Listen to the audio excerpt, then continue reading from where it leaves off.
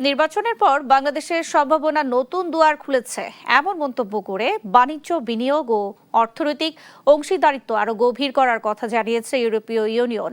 একই সঙ্গে রোহিঙ্গা প্রত্যাবাসন শুরু না হওয়ায় গভীর উদ্বেগ প্রকাশ করেছেন ইইউ রাষ্ট্রদূত মাইকেল মিলার।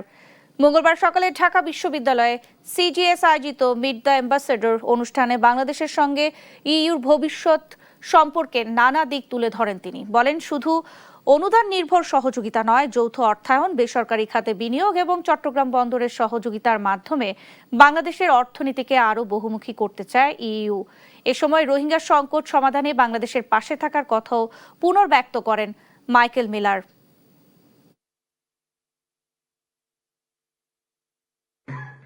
শুধু অনুদান নির্ভর সহযোগিতা নয়, যৌথ অর্থায়ন, বেসরকারি খাতে বিনিয়োগ এবং চট্টগ্রাম বন্দরে সহযোগিতার মাধ্যমে বাংলাদেশের অর্থনীতিকে আরও বহুমুখী করতে আগ্রহী ইউরোপীয় ইউনিয়ন।